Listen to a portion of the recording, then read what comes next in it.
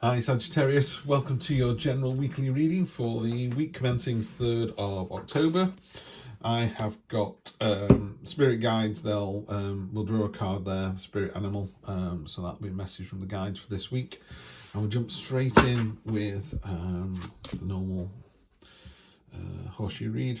So 3 of Swords, Destiny, the Devil, wow, Sagittarius, that's better, Queen of Wands and the Emperor. Energy on the bottom, strength, and I think you're going to need it, Sagittarius.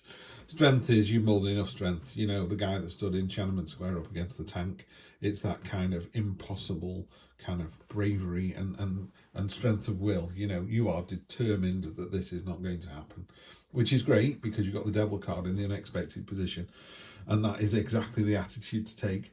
The devil kind of whispers in your ear and goes, you're not good enough, you're not pretty enough, you're not rich enough, you haven't got enough friends, your car's not good enough, your house is lovely, but your garden's not good enough. The devil will always find a chink in the armor. It's like water finding its way through rocks.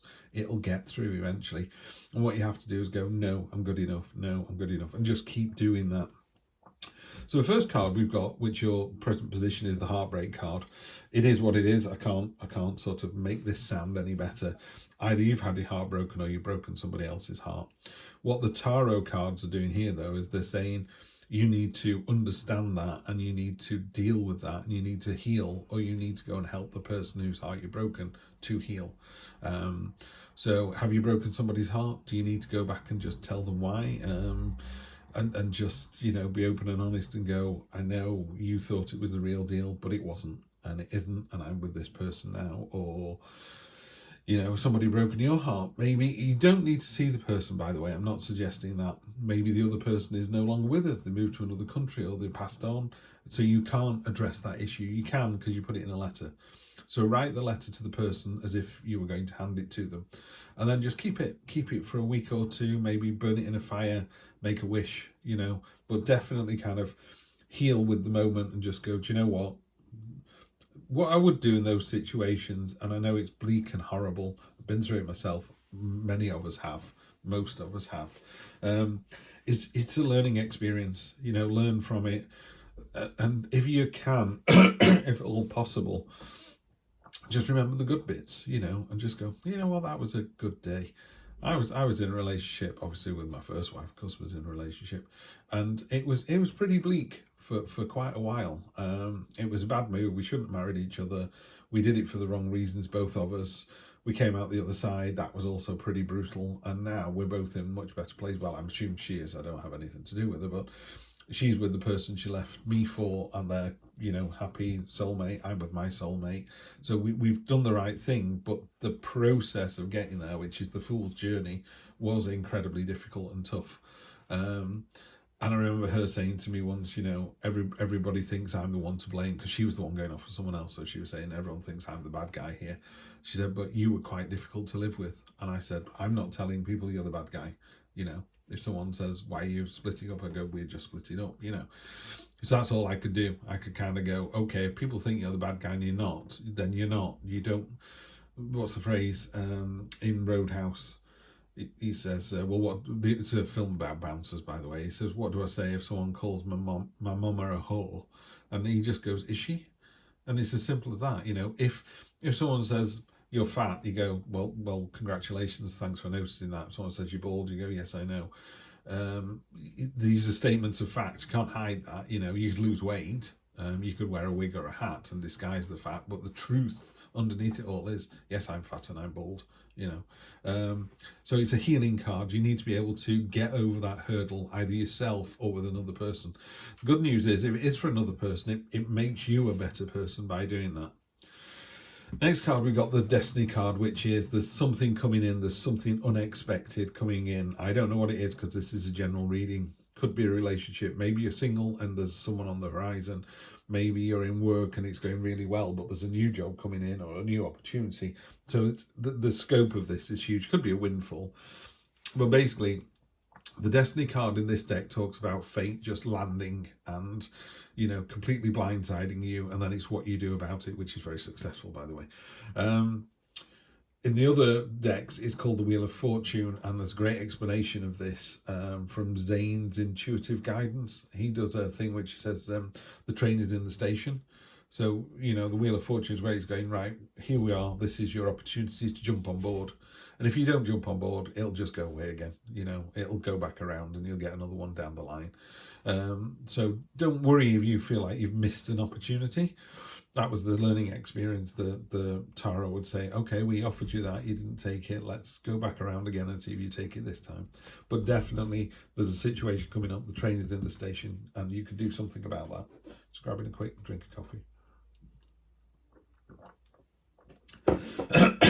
In the unexpected position, countered by the fantastic Strength card there, you got the Devil card, which we've already talked about. She, in this case, it's a female one, you know, she who whispers in the hearts of men, Shaitan. There's all these chains going off into who knows where. They're all chains that are chaining other people down and yourself, you know.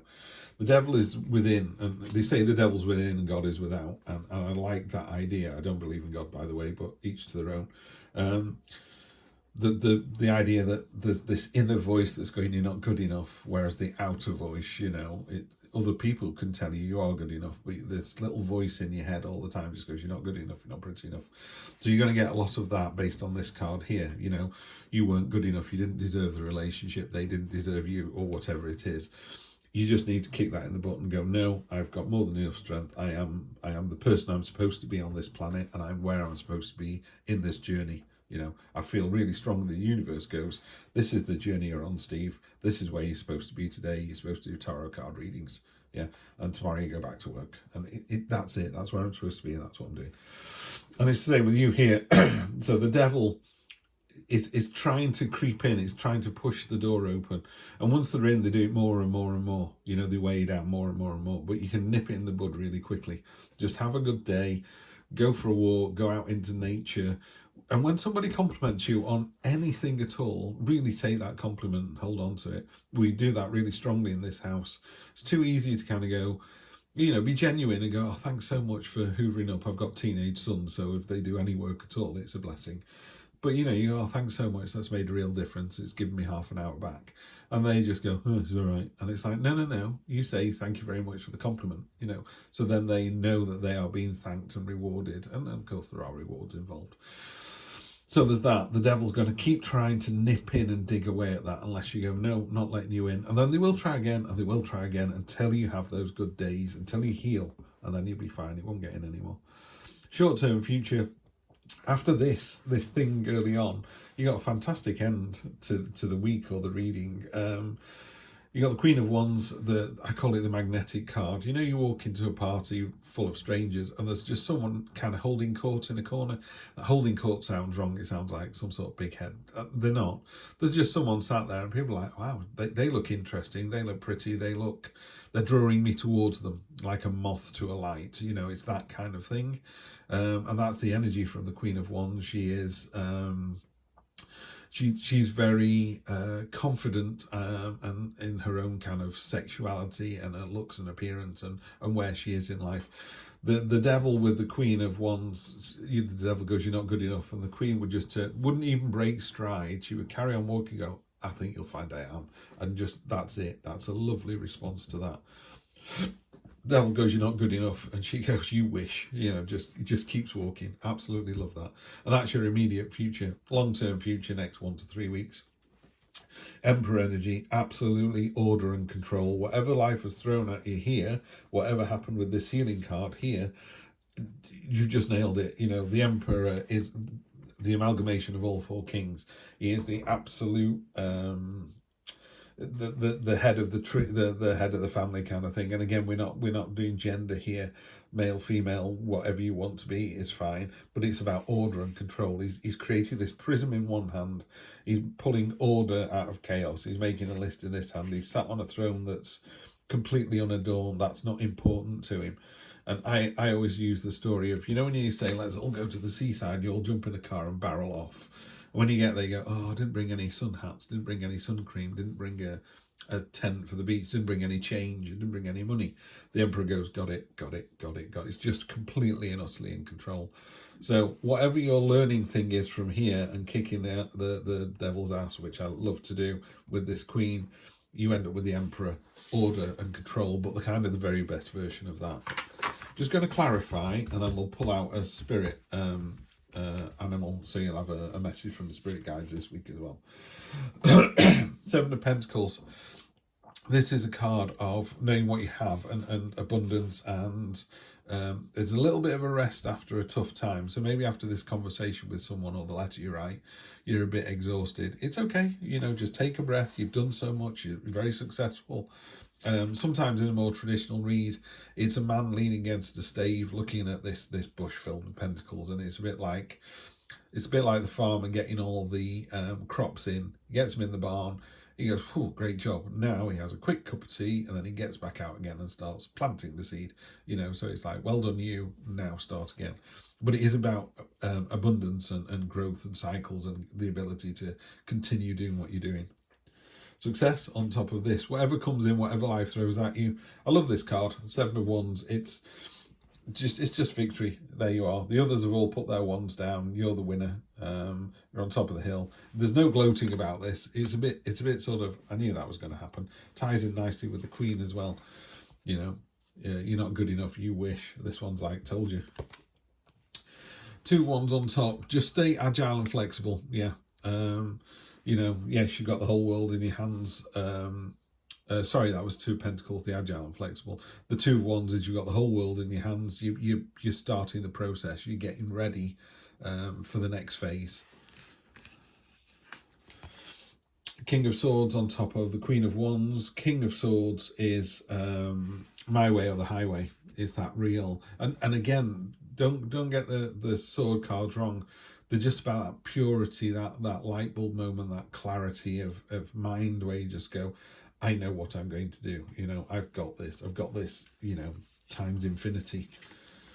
And then the last one, that's an unusual card to get on top of the Emperor. Four of Pentacles can be a card of hoarding. It's a card of status quo. And what I really like about this particular drawing here is this person here is quite happy. They've got the money they want. They've got the life they want. They've got the abundance they want. And they're okay. They're holding on to what they've got. It's the status quo. But if they're not careful, I always kind of link it up like this. They're not seeing what's going on outside.